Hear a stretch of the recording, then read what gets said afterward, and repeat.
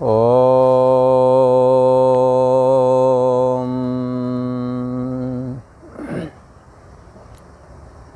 श्री योग वासिष्ठ के स्थिति प्रकरण में श्री वशिष्ठ जी महाराज बोले, हे राम जी, जो पुरुष ऐसे जानता है कि देह का जन्म होता है, देह का ही मरण होता है, और सुख और दुख मन के ही धर्म हैं। मन ही अनुकूल परिस्थिति में सुखी होता है और प्रतिकूल परिस्थिति में दुखी होता है। जो पुरुष ऐसे जानता है उसका चित्त निर्मल हो जाता है और निर्मल चित्त में दुर्लभ तत्व बोध उसे प्राप्त हो जाता है। संसार भ्रम मिथ्या उदय हुआ है और परम आपदा का कारण अनात्म रूप ये देह ही है, ऐसा उसे भाषित होने लगता है, क्योंकि वो धीरे धीरे करके शरीर मन और इंद्रियों से असंग हो गया है, सुख दुख को अपने में नहीं मानता है, और देह से मैं बुद्धि हटा लेने से, देह से असंगता हासिल कर लेने से जन्म मरण भी अपना नहीं मानता। इसलिए यहाँ कहते हैं कि ये उसकी स्थिति क्या बन गई है, क्या मानता है वो, संसार भ्रम एक मिथ्या उदय हुआ है, ऐसा उसका अनुभव है, और परम आपदा का कारण ये शरीर ही है। और ऐसी उसकी मान्यता है। और इसके बाद में क्या देखता है, जो चैतन्य सत्ता आत्मा को जानता है उसके अनुभव की बात कह रहे हैं। कहता है, उसका अनुभव बोलता है, आत्मा से यह जगत भिन्न नहीं। जैसे जिसने आभूषण को जाना है वो जानता है कि जितने भी आभूषण हैं वो सोने से भिन्न नहीं, ऐसे ही जितना भी जगत जाल है सब आत्म सत्ता करके ही स्थित है, जाकर के सब सिद्ध होता है, सोई स्वरूप हमारा है। चैतन्य सत्ता आत्मा करके ही सबकी सिद्धि होती है, चाहे जो हो वही पदार्थ देखता है, सब चैतन्य सत्ता है। आत्म सत्ता को मैं बुद्धि करके स्वीकार करने हारा कहता है, मैं अनंत चिदाकाश रूप हूँ। हे राम जी, देश काल वस्तु परिच्छेद से रहत आत्मा है, इसलिए ये ज्ञानवान महापुरुष अपने को ऐसा मानता है, सारे देश मुझ में, सारे काल मुझ में, सारी वस्तुएं मेरे अंतर्गत हैं, मैं देश काल वस्तु परिच्छेद से रहत हूँ, ऐसा मानता है। और आदि व्याधि भय उद्वेग जरा मरण जन्म आदिक मेरे में नहीं है, मैं इनसे संयुक्त नहीं हूँ। आदि और व्याधि, आदि व्याधि शरीर और मन को ही तो लगते हैं। भय उद्वेग जरा मरण जन्म आदि की ये जितने भी हैं ये सब शरीर मन इंद्रियों में ही होते हैं। मैं इनसे अलग चैतन्य सत्ता आत्मा हूँ, मुझ में ये समस्त दोष नहीं हैं। ये सारे के सारे दोष है मन, शरीर और इंद्रियों और बुद्धि के तल पर ही होते हैं। ऐसे जो देखता है राम जी वही यथार्थ देखता है। बाल के अग्रभाग का लक्ष्य करिए,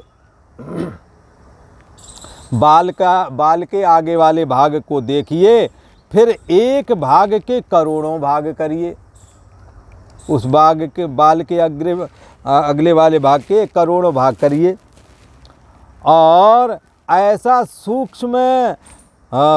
जो सूक्ष्म भाग बाल का निकलेगा वो कैसा है, ऐसे ही सूक्ष्म सर्वव्यापी आत्मा है। बाल के करोड़ों भाग करिए, ऐसा सूक्ष्म सर्वव्यापी परमात्मा है, और सोहम अस्मि वो मैं ही हूँ। ऐसा जो धारण करता, जो देखता है, सा या वही यथार्थ देखता है। मैं सर्वशक्तिमान अनंत आत्मा हूँ। हाँ, कैसा हूँ? अनंत आत्मा हूँ। और कैसा? सर्वशक्तिमान। तो ये चीज़ सभी पदार्थों में स्थित है। और अद्वैत चिदादित्य मैं हूँ, चैतन्य आदित्य। ये आदित्य जो है सारे जगत को प्रकाशता है, परंतु जड़ है। चैतन्य आदित्य, सुख स्वरूप निज आत्मा, चेतन स्वरूप आत्मा। ये कैसा है? चेतन आदित्य है। अपने को भी जानता है और दूसरे को भी जानता है। और कई तो जानने वाले, जैसे इंद्रियों का जाननापना, मन का जाननापना, बुद्धि का जाननापना, ये जाननापना कैसे हैं? अभी जान रहे, फिर नहीं जानेंगे, कभी जानेंगे, कभी नहीं जानेंगे। ये अद्वैत चैतन्य आदित्य नहीं है। चैतन्य आदित्य वो है जो जागृत अवस्था के समस्त पद पदार्थों को, देश काल वस्तु को जानता है। जागृत के अभाव हो जाने पर भी वो बचता है, जागृत के खत्म होने पर उसका खात्मा नहीं होता है। ऐसा जो चैतन्य सत्ता आत्मा है उसको चिदादित्य बोलते हैं, वो अद्वैत है। ऐसे जो देखता है वही यथार्थ देखता। स पश्यति, अधा ऊर्ध मध्य और सब में वही चैतन्य सत्ता व्यापा हुआ है। हे राम जी, मुझसे भिन्न द्वैत कुछ नहीं, क्योंकि द्वैत चैतन्य सत्ता आत्मा से अलग होकर के, स्वतंत्र होकर के कोई वजूद नहीं रखता। इसलिए कहा मैं सब में व्यापा हुआ हूँ, मुझसे भिन्न द्वैत कुछ नहीं। ऐसे जो देखता है वही तो यथार्थ देखता है। राम जी, जैसे तागे में माला के दाने पिरोए होते हैं, तैसे ही चैतन्य सत्ता आत्मा अर्थात मुझ चैतन्य में ये सभी पिरोए हुए हैं। ऐसे जो देखता है स पश्यते, वो ही यथार्थ देखता है। हे राम जी, ना मैं हूँ और ना ये जगत है। जगत भी काल्पनिक है, स्वप्नवत मिथ्या है। और ये जो अहम अस्मि करके जो परछिन्न व्यक्ति विशेष करके अहम फुरता है, ये भी सोने जागने वाली चेतना का आश्रय। सोने जागने वाली ये चेतना ही है, कभी दिखती है कभी नहीं दिखती है। इसलिए यहाँ कहते हैं कि ना मैं हूँ, परछिन्न व्यक्ति विशेष करके परछिन्न अहम जो है ना, ऐसी मैं हमारी नहीं है, इसलिए ना मैं हूँ। और ये जगत जो सत्य करके दिखता है, भोग पदार्थ रमणीक दिखते हैं, ना ये जगत है, क्योंकि जगत तो एक मन की कल्पना है। जागृत अवस्था में मन स्थूल कल्पना करता है, इसलिए स्थूल जगत और जागृत अवस्था दिखती है। और फिर सूक्ष्म मन सूक्ष्म रूप धारण करता है, तब जगत भी देह और जगत सूक्ष्म दिखता है, तब उसे स्वप्ना अवस्था बोलते हैं। परंतु वो भी मन का ही रूप है। मन स्वयं अपने आप में स्वतंत्र वजूद रखता नहीं है। केवल ब्रह्म सत्ता ही ऐसी है जो अपना स्वतंत्र वजूद रखती है। वही सबका निज स्वरूप भी है। स आत्मा स विज्ञेया, यही तो आत्मा, इसी को समझना चाहिए। तपसा ब्रह्म विजिज्ञासस्व, तपस्या से उस ब्रह्म को, उस परमात्मा को समझना चाहिए। केवल ब्रह्म सत्ता अपने आप में स्थित है। न जगत सत्य है, न मैं हूँ ये सत्य है, न जगत है। कहते हैं ना यह जगत सत्य है और ना मैं हूँ करके परछिन्न व्यक्तित्वपना रूप परछिन्न भाव, ना तो ये सत्य है ना जगत भाव सत्य है। इन दोनों भावों में ब्रह्म सत्ता स्थित है, वही सत्य है।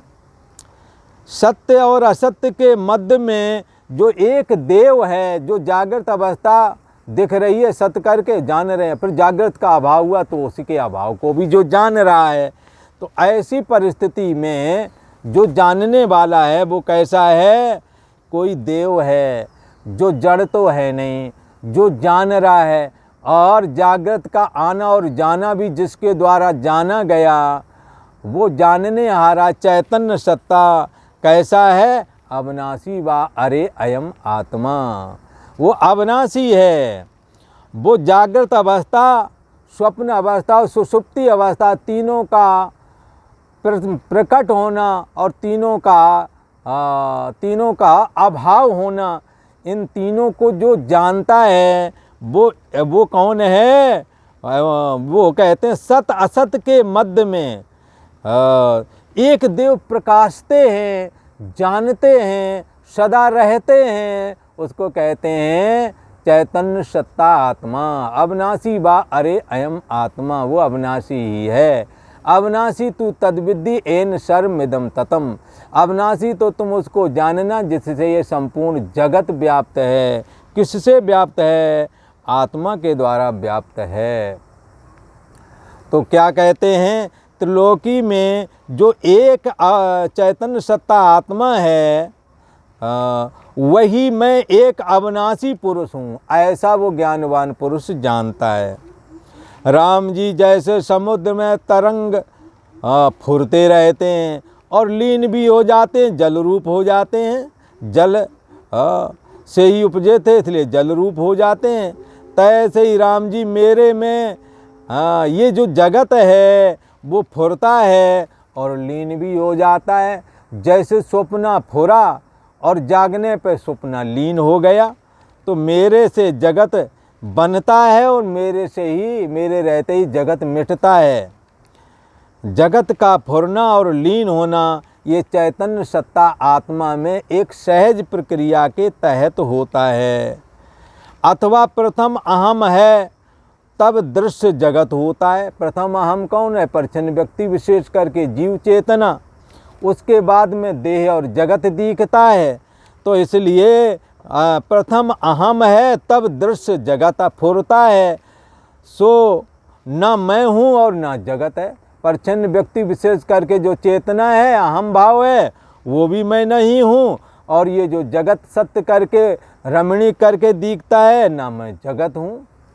देह और जगत को जानने हारा जो केवल एकमात्र आत्म सत्ता है, सोम अस्मि, वही मैं हूँ। अहम और मम उसमें कोई नहीं है। वो चैतन्य सत्ता आत्मा में अहमता और ममता है ही नहीं। ऐसे जो देखता है सपश्यति, वो यथार्थ देखता है। हे राम जी, दृश्य से रहित मैं चैतन्य रूप भाव अपार हूँ। कैसा हूँ? ज्ञानवान कहता है, जिसने चैतन्य सत्ता आत्मा को जाना है, वो क्या कहता है कि केवल आत्म सत्ता ही सब में परिपूर्ण हो रहा है। चैतन्य रूप भाव अपार है। ऐसा चैतन्य भाव जो अपार है, सोम अस्मि, वो मैं हूँ। अपार भाव मैं ही हूँ और मैं ही जगत को पूर्ण कर रहा हूँ अपनी सत्ता के द्वारा।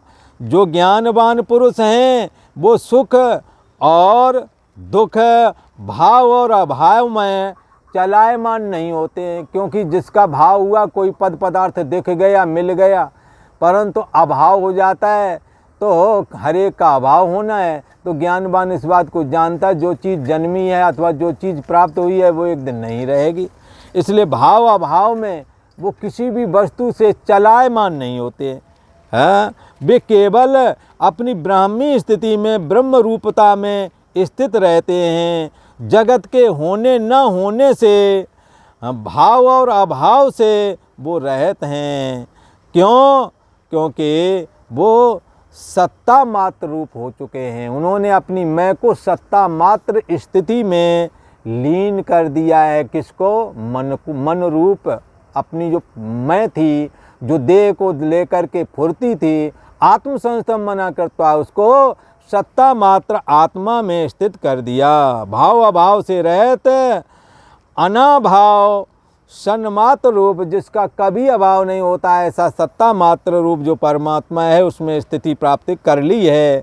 जो हे और उपादेय बुद्धि से रहित है परमात्मा, ग्रहण और त्याग से रहित भाव में है, आकाशवत आकाश की तरह व्यापक है और सभी भावों में अहम त्वम इदम आदि जितने भी भाव हैं सभी भावों में स्थित है। उसको जगत का कोई पदार्थ अपने बस नहीं कर सकता।